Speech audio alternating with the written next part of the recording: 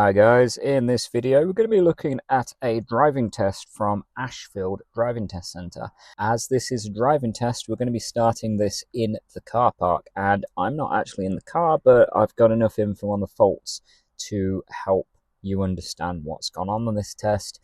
Let's see how this pupil does anyway.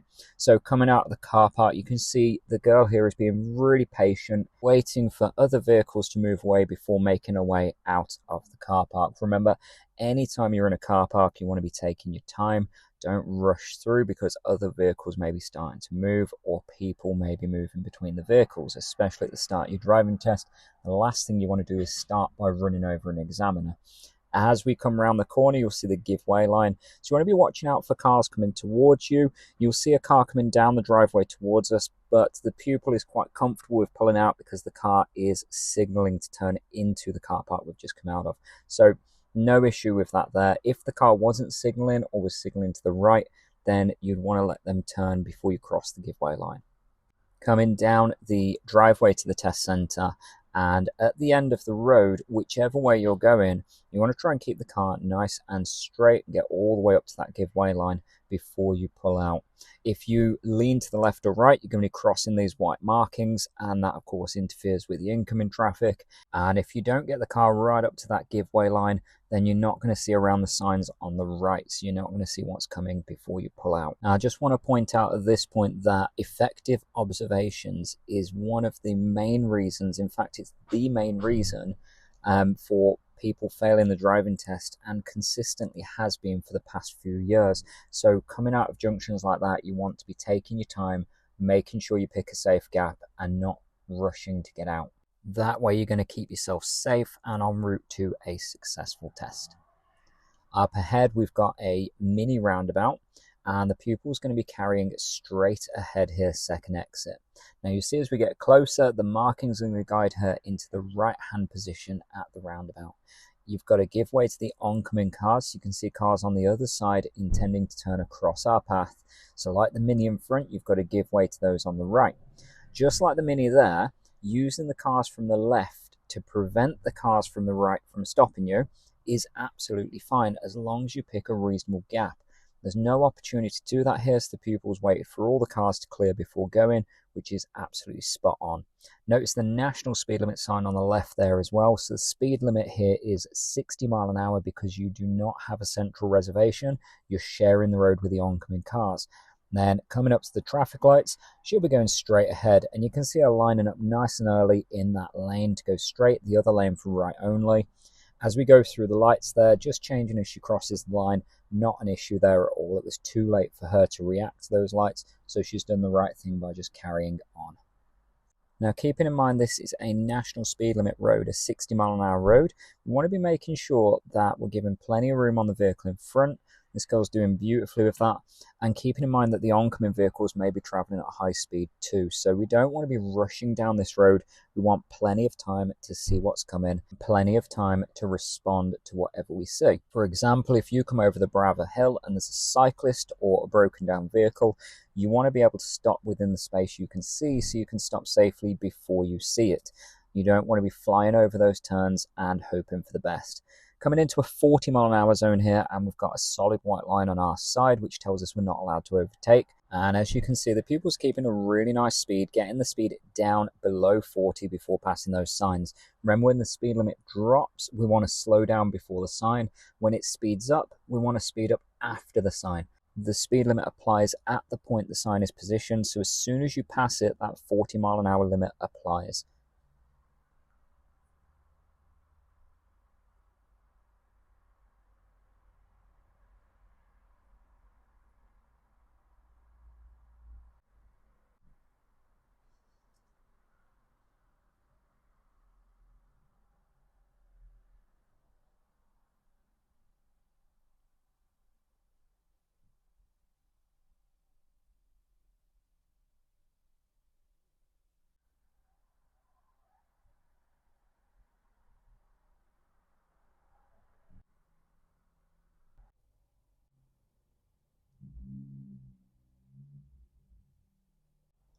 Up ahead, you'll see a change back to national speed limit. So remember, you want to pass the sign before picking up above that 40-mile-an-hour mark. The 40 still applies right up to that sign. And a little further ahead, we're going to be coming to a set of traffic lights where the learner's going to be directed right. As we're coming up to these lights, you've got a number of direction signs up ahead. You can see the markings on there for the lanes, the warning for the traffic lights, and then the directions for different places. Now, of course, because she's following the Sat Nav, which you can see at the bottom of the screen, that will give her an early instruction for where she's going anyway. If there's any advice needed that the Sat Nav doesn't give, or that the Sat Nav gives misinformation on there, then the examiners will correct that for you. As she joins the queue, you can see her keeping a little bit of room between her and the Mini in front. This is absolutely spot on. You don't want to be right up to the bumper of the car in front, although we could be a little bit closer than this. It's not enough to warrant a fault though, so this is absolutely fine.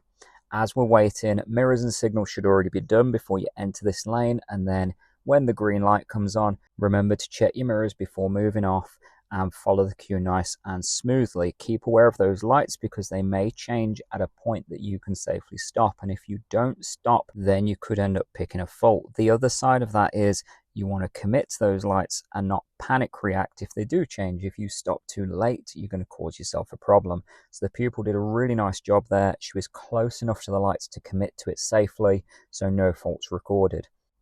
Coming along this road, you'll see the 50-mile-an-hour signs reminding you that this is a 50-mile-an-hour road.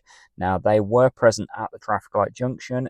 You may not get repeaters for a short while after making the turn, so just be very mindful to look out for those signs at junctions as you're entering a new road or as you're entering a junction. So watch out for those speed limits. If you miss them, it can lead to you ending up relying on the Sat Nav if it's there.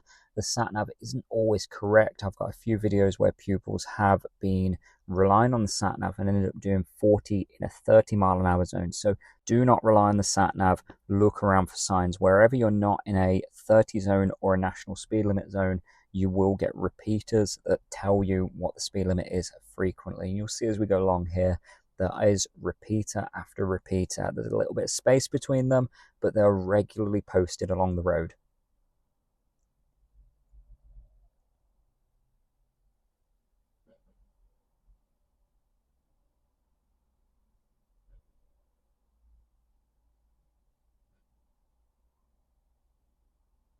Entering a 40 zone as she approaches the traffic lights where she'll be turning right, you'll see her hold back from the Mini as she takes up position. Now remember what I said about those traffic lights, about where you time your point of no return, where you commit to those lights.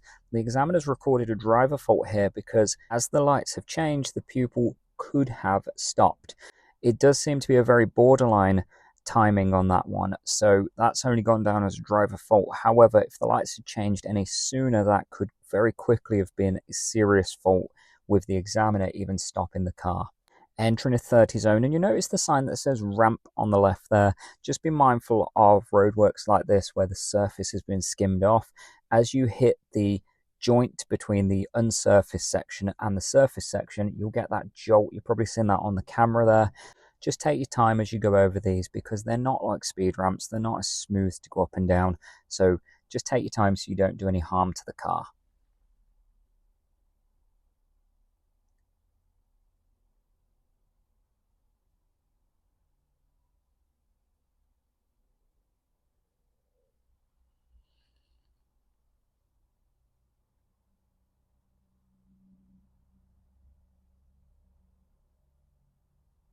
Continuing along this road, the pupil's keeping a really good following distance on the HGV in front.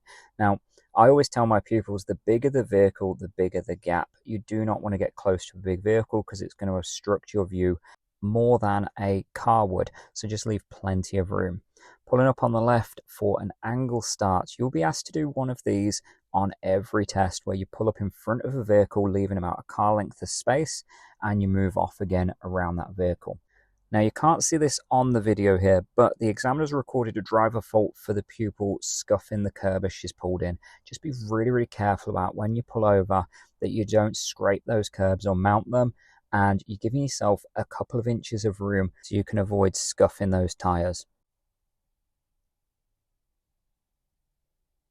Up ahead, the pupil is going to take a left turn. It's a very sharp turn, so entering roads like this, you want to be reducing your speed quite a lot just because you can't see what's in there. Coming around the corner, you can see both sides of the road have parked cars and there's only space for one vehicle. So if someone's already coming out of that road, you need to see that before you're committed to the gap. So the pupil came in really nicely there, very slow speed. And that's absolutely what you want to be doing. Very, very slow and steady. So you give yourself time to see what's going on before you're fully committed to that road. At the end of this road, the pupil is going to be turning right, and it's quite a blind junction. You can see the hedges on the right, the wall on the left. So again, anywhere where your view's restricted, a very, very low speed is absolutely essential. And you can see the pupil there bringing the car right up to the end, crawling out the end of the road before committing, and that's absolutely spot on. Anywhere your sight's limited, take your time, make sure you can see before you pull out. Like I mentioned at the start of this video, not making effective observations is the most common reason for failing a driving test, and it's things like coming out of junctions like that too quickly so you don't have time to actually see what's going on before you're over the lines. So my advice when you're coming up to junctions like this is focus on stopping until you've found a gap. Now the same applies at the end of this road. We want to focus on stopping the car behind that line until you can see that it's safe to cross over. The pupil does a really nice job again bringing that speed right down to a crawl and then stopping at the very end of it to allow cars to pass before pulling out into the new road. Again, it's all about observations and awareness. You've got to know what's going on around you, and the examiner's got to know that you know as well. So lots of head movements and a good show of defensive planning like this. If you cannot see out of a road, slow right down and give yourself more time to look for a safe gap to pull into. Moving down roads like this, when you're moving out around cars and back in again, don't forget to check your side mirrors before you do them movements. If you check your mirrors as you do the movements, it's too late. If someone's already committed to overtaking you, you're too late to see them because you've already started moving. So mirrors before you move every single time. And the same on the left side when you're coming back in. Just checking that you've got adequate clearance on those cars before you come in, so you're not coming in too close to the end of those cars, and so that nothing catches you off guard as well, such as motorbikes or mopeds or even e-bikes, which you can't hear coming, skimming up those gaps. I'm sure many of you have seen the e-bikes going around where they're doing about 35-40 mile an hour around streets, and they will go through stupid gaps without a care in the world. So as a driver, you are responsible to look out for your own safety when you are moving the car around. If you change direction, you need to check it's safe before you move. So mirrors, and then give yourself time to process the information before you turn the wheel. So a couple of seconds before you actually need to move, you need to be on those mirrors.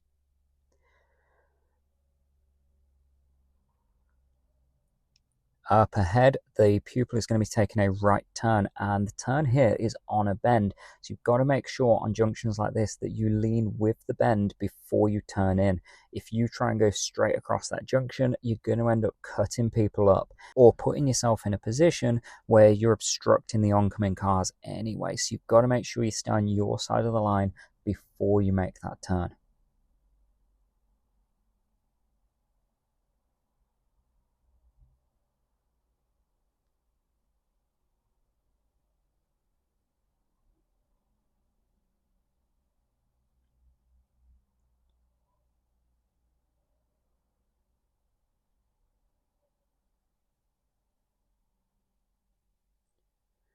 Pulling up on the left again, and the pupil is picking a really nice gap there. She's not blocking any driveways or access points, and this is what the examiners are looking for when they ask you to pull over. Don't obstruct driveways, don't obstruct access points, don't obstruct bus stops, anything like that. Pull up at a nice clear section of curb. Give the cars behind plenty of time of notice as well by putting your signal on before you start slowing down to pull over. And the best way of doing that is picking that safe spot before you start your movements. Don't check your mirrors and signal until you know exactly where you want to stop the car. When you move out, again, not forgetting that blind spot. If you're missing your blind spot, proper lean forward and look over your right shoulder, then you're going to pick up the driver faults. And if something's there, it's going to escalate into a serious fault very, very quickly. If you keep doing it, it's going to go down as a habitual fault. So make sure you're on those blind spots. Pupil's done a really good job here with no faults recorded for blind spot checks so far, so that's fantastic. Again, moving out and in, make sure you're on those mirrors before you move the car. Ensure that you are safe before you take up that new position to go around those parked cars. And again, check in before you come in. If you don't do that, you don't know what's going on before you move, and that's going to lead to problems, particularly when you're driving on your own and someone else isn't watching your back. And that, of course, is the whole point of doing your driving test, that you want to be out there and capable of looking after yourself. So mirror use, awareness, observations, absolutely key to keeping yourself safe out there.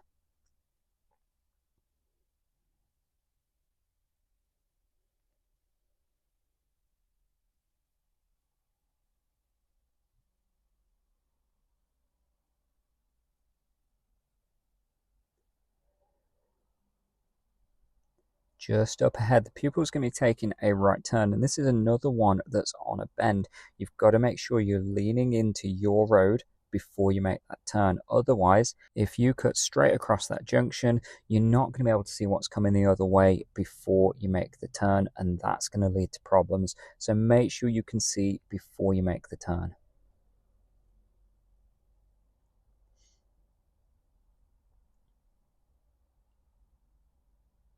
Up ahead, the pupil's coming into a 60-mile-an-hour road, a national speed limit road again. You can see the signs just up ahead, but when you look at the layout of the road, you can see this is too narrow and the visibility ahead isn't that great. So we don't want to be picking up to 60 mile an hour. Remember, that limit is just that. It's a limit. You don't have to get to 60. As long as what you're doing is safe and progressive, the examiners will be happy. So you can see the pupil sitting at 32 mile an hour here. That's absolutely fine. Coming up to the bends, you want to make sure you're tucked in. And again, the pupil's doing a really nice job keeping close to those verges, but not so close that it's causing a risk. And something that really helps with this is good use of the left mirror, so you can see exactly where your left side is as you're going along. Coming through the bridge here, the blue sign gives you priority, but you want to make sure nobody's already committed from the other side. Notice the pupil's speed coming right down to 20 as we go into that bridge, so that's absolutely spot on. There's a few more bends coming up, and again, keeping the car tucked into your side of the road is absolutely essential there. So the pupil does a really nice job of keeping close to the left side there. Just as we come around the next bend, there's another bridge where you've got to negotiate with oncoming cars if there are any. Because the road's clear, the pupil can make a good run straight through that bridge, but if there's cars coming the other way, you are not going to fit together, so you've got to make a decision as to who goes first. And if you're not sure, the best thing to do is be defensive and be ready to give way to that vehicle. Don't go barreling through and assume that they will give way, because often people will see a learner vehicle and will not give way to it. They will push their way forward, expecting you to react. As we come up to the end of this road, there's a 30 sign either side here, and the road bends sharply to the left. Nearly every time there are parked cars around this bend, so you can see how slow the pupil's going here, ready for those parked cars. And this allows her plenty of time to see around those vehicles before moving out into the oncoming lane. Coming up to the end of the road, she'll be taking a right turn, and this is another road where you need to get all the way to the end of the road, right up to that giveaway line, in order to see both directions effectively. The road to the left and to the right, they bend out of view, so you can't see very far down those roads. You've got to make sure you get all the way to the end so you get the best view of what's going on before you commit to pulling out into that new road. As we enter the new road, you'll see a warning for an uphill section, followed by a warning for a bend. Be very, very mindful that cars coming the other way may be going faster than they should because they're going downhill. You've got a lot of slow warnings coming up here too. This tarmac, this brown tarmac, is a high grip surface. Normally that's in place where there's a high risk of cars skidding, so particularly going downhill, that's risky. So you want to make sure your speed is lowered whenever you're going across sections of road like this. Remember, the examiners are looking for you to respond to those signs. They want to see that you're aware of the risks that are coming up, you're aware of those signs and those warnings, and that you're responding appropriately. So where you've got more warnings, more information, slow yourself down and show the examiner that you're being careful about what's ahead. This section of road does get quite narrow, but you can fit through when there's oncoming cars. You've just got to make sure, like this pupil does, that your speed is nice and slow as you go through those gaps, and that you're using your mirrors effectively. If you're not doing those things, you're going to start picking up faults. Remember, the examiners are looking not only that you respond appropriately to the situation, but also that you demonstrate good awareness of your surroundings, and mirror use is really going to help you when you're going through tight spaces. At the mini roundabout, the pupil is taking a right turn. You can see her lining up nice and steady into that second lane, giving way to the car on the right there. Now, when you enter the roundabout here, just like this pupil does, you want to make sure you're keeping really close to that mini roundabout. Remember, it's only paint. It's not going to do any harm to your wheels if you just nip the edges of it. What you definitely don't want to be doing is leaning over to the left before you enter to avoid that roundabout, because on your left is another lane that's going straight ahead, and if your focus is on the right and you lean left, you're going to have an issue if there's a car there. So make sure you hug the roundabout. Pupil does a really nice job of keeping really close to that white marking, and that gives cars on the left plenty of room to carry on where they're going without any bother from us.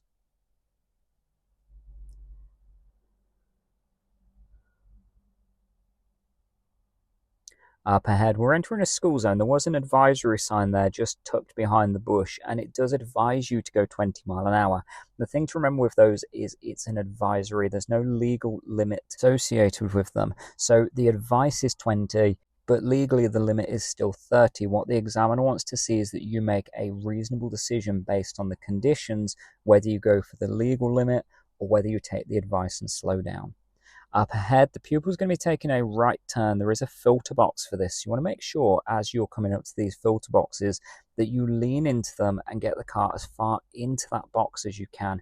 If you don't and you obstruct the cars on the left, that could pick you up a fault and end up costing you your test. So see, the grey car got round us nice and comfortably there. It is a very narrow filter box, so you've just got to get your right wheels as far into it as you can without interfering with the oncoming cars.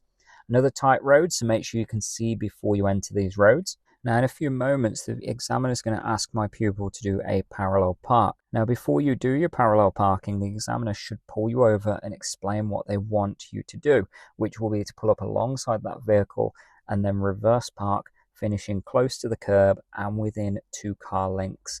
There will normally be no vehicle behind you when you do this, and that takes the pressure off you as well when you're doing the maneuver. But of course, finishing too far back from that car is going to cost you because you're not finishing within the parameters they've set. Notice the road closed on the left there. I have a feeling the examiner wanted to use that road, and because it's closed, he's had to carry on and direct my pupil back to the previous road in order to get where he wanted it to be. Now, I'd like you to keep in mind here that if you take a wrong turn on your driving test, as long as you take that turn safely, it will not pick you up any faults. The directions that you follow are not what's being assessed, it's how you handle the road that's being assessed. So if the examiner says left and you go right, don't panic about it. Just make sure you've done that turn safely and carry on. Leave it behind you, because then the examiner will reroute you back to the test route. And as I say, as long as it's done safely, it's not going to pick you up any faults.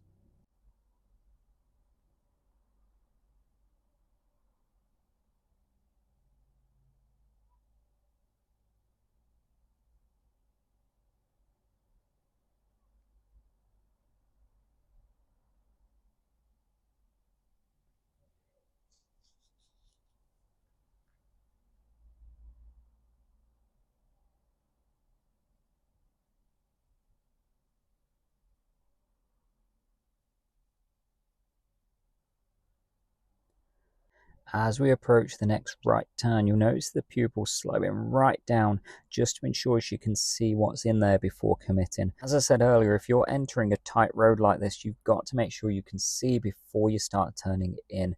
If you turn in and there's something coming the other way and there's not enough room for you to get in there, then you need to know before you enter that road so you can hold back out of the way. Now, the examiner is going to get my pupil to pull over on the left here before the red car, and then use the red car to carry out a parallel park. I'm going to speed this up a little bit because the maneuver does take a little bit of time.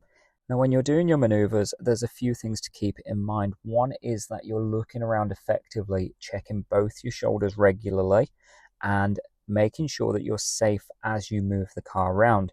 You also want to keep the car nice and slow because that's going to help you in that it gives you more time to look around effectively and plenty of time to maneuver the car accurately as well. If you're rushing through maneuvers, it's going to cost you in accuracy, it's going to cost you in observations. So remember to take your time, and that includes even if someone is waiting for you to finish the maneuver. Don't rush to get out of the way. Take your time and focus on what you're doing.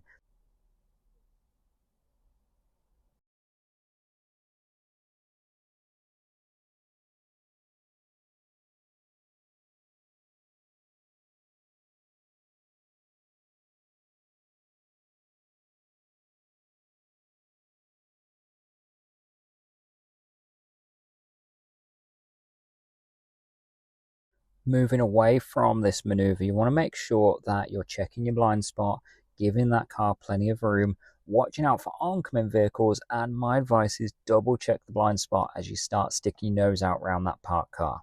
That's going to give the examiner a good show of your awareness of what's going on around you, and it's going to keep you safe in the long run. Checking your blind spot once and then moving out slowly, things can change in that few seconds before you fully move out. So double check that blind spot. And the same, if you get the right reverse maneuver, double check your left blind spot when you're pulling out. And that's going to keep you aware of what's going on and reduce the chance of something catching you out as you're moving off. Another tight junction there, and you can see how the pupil got right to the end. Just being mindful of any cars coming up and down the road, making sure you can see before crossing out into the new road. Particularly with the white car opposite there, it does create a bottleneck, and you've got to be aware of cars coming the other way so you don't pull out into their path. Coming up to the end of this road, and the pupil is going to be taking a left turn again. The car on the left forces her to go wide, but there's plenty of room to tuck back in again. So if there's room to do so, the examiners want to see you get back to your side of the road. This one is quite a tight turn to come out of as well, so you want to be careful of cars coming from your left. And that's because when you pull out, you may swing the front end out more than you realize, and that could cause an issue if there's a car coming the other way, particularly if there's a lorry or bus coming the other way. So very, very mindful of what's coming from your left as well when you do turns like this.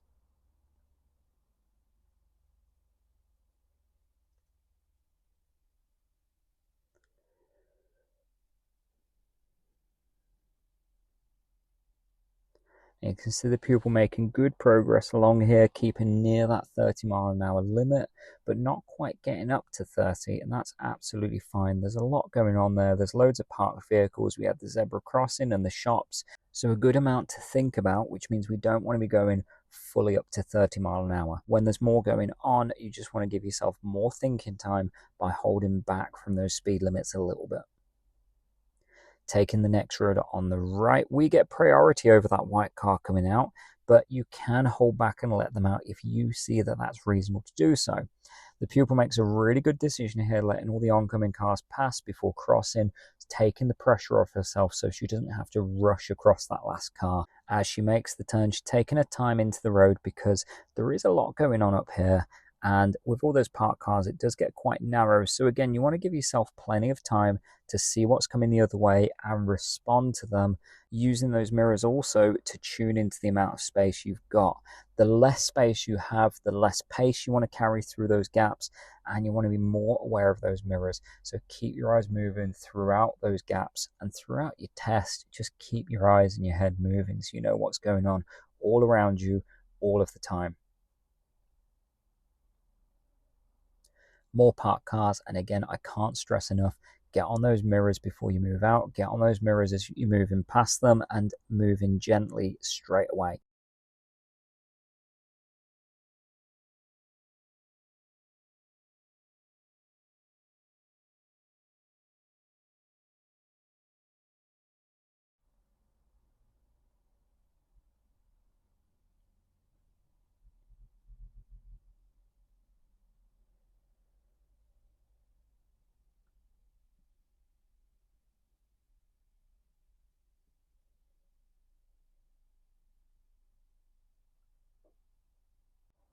Pulling up on the left again, and notice how the pupil's keeping just back from the car on the other side. So we don't want to be obstructing the road by pulling up directly opposite another parked car. Make sure there's room for vehicles to move between you. Now, even if that causes vehicles in opposite directions to have to give way to each other or negotiate the way through, it's not a problem as long as they can get through. So the pupil's done a really nice job here, keeping the drives on the left clear and keeping enough room that cars can get through. Moving off again, don't forget that blind spot and to be mindful of the gaps you're going into. So while she did cause the oncoming vehicle to have to slow down, she has done it in plenty of time, and the gap that she took was reasonable, so the examiner hasn't faulted her for that. Now, at gaps like this, where it's a little bit busy, you'll see the pupil tucking in and waiting for those oncoming cars to pass, and that's absolutely spot on. The van does block our view a little bit there, but the pupil makes a really good decision there, waiting for the van to tuck in a little bit more, covering the mirrors before moving out. And you've got to cover those mirrors, because if you pull into a gap like that, someone tries to go round you as you start pulling out and you don't see them, it's going to end pretty badly. So you've got to make sure you're covering those mirrors before you pull out.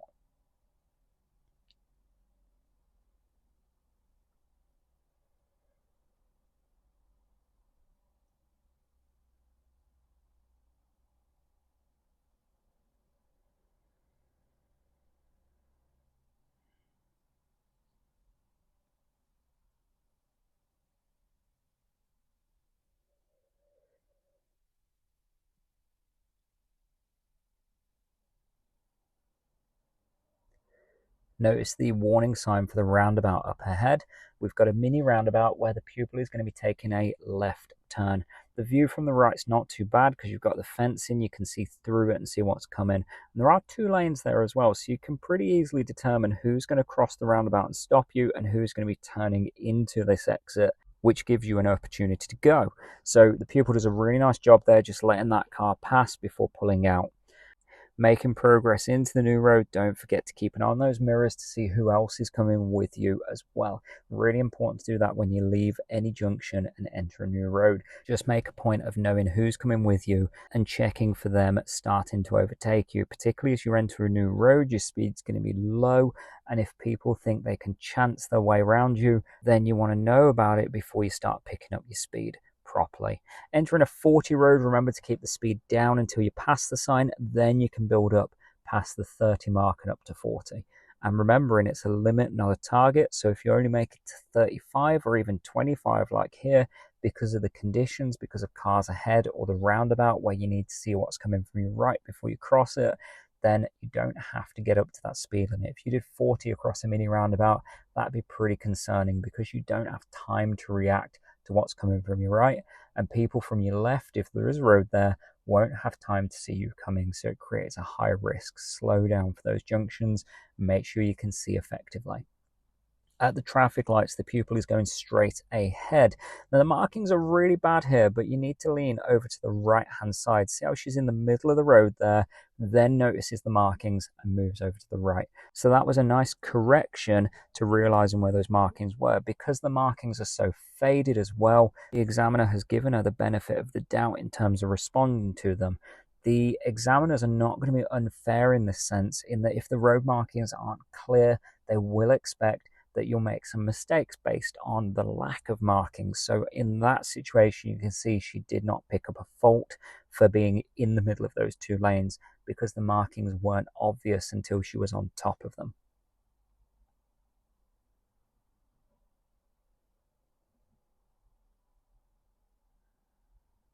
Coming back down into a 30 zone, and remember that speed has to be down before you pass the sign. Then the pupil is going to be asked to pull up on the left, and this is unfortunately where she makes a mistake that costs her the test. When you're pulling over, don't get yourself so focused on the car behind that you come in too far and catch the curb like that. If you're focused on the car behind, the instinct is to move in and out of their way, and that is what's led to this fault here. The examiner, of course, cannot let that slide. You've mounted a curb, it's high risk, especially with the momentum she was carrying, and it's got to go down as a serious fault. And it's absolutely gutting to see a test with a fault like this so close to the end of it. No faults for moving off, however, she's checked her blind spot, she's picked a safe gap and moved away nice and swiftly into the road.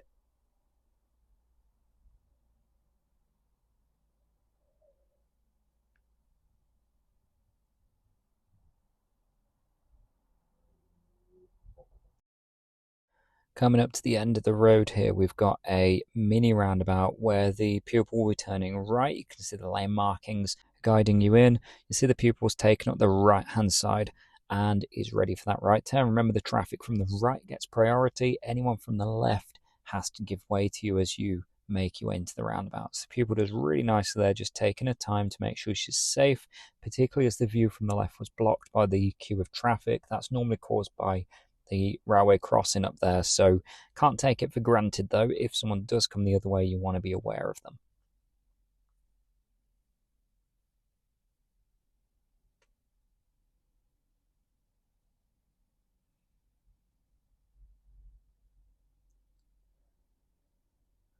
Coming around the bend here, you'll see just ahead a national speed limit sign. So the speed limit again goes up to 60 miles an hour as we come up to the traffic lights.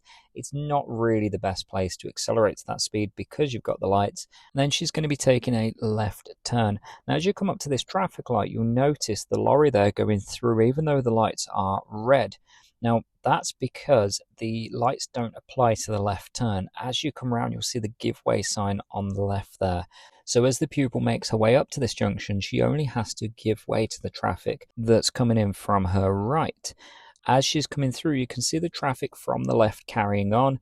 You will see, if you look to the right at this junction, a filter light, which means the oncoming traffic, the traffic from the right, isn't coming through at that point because the traffic from the left has a filter light, allowing them to turn across the path of the other traffic. That gives you an advantage, but again, don't take it for granted, double check, and if you're not sure, then you should lean to the more cautious decision and just double check that things are stopping for you. Another mini roundabout, remember to give way to the right here. The speed as well drops to 30 miles an hour as you come across this junction. The sign's just before it, and this is going to bring us up to the test centre. Notice the railway crossing up ahead, the warning signs for that. Treat them the same way you would a traffic light. It's been clear for a while, so it may change at any point. If there's queues on the other side of it, just make sure you don't put yourself in a position where you have to stop inside that yellow box. Up ahead on the left, you'll see the entry for the test centre. And when you're coming in from this side, you want to make sure you turn really tight behind the blue sign on the left there that says Sherwood House. So you want to approach really slowly because the view's poor and the turn is tight. You can't see what's coming the other way until you get close to it, just like the pupil does here, keeping the car really slow and really tight to the left. That brings us back into the test centre where the pupil's just going to be asked to park the car in any space, driving in forwards. Now, because the manoeuvre's already been done while she's been out on the road, this doesn't get marked, so if you miss the space, it won't cost you. But it does look good if you can get it in a space accurately. That brings this driving test to an end, and a really unfortunate result there with that serious fault near the end of the test. I hope you found this useful in preparing for your own test. If you have, please like, share, subscribe, and comment, and I'll keep these videos coming. Thank you again for watching, and God bless.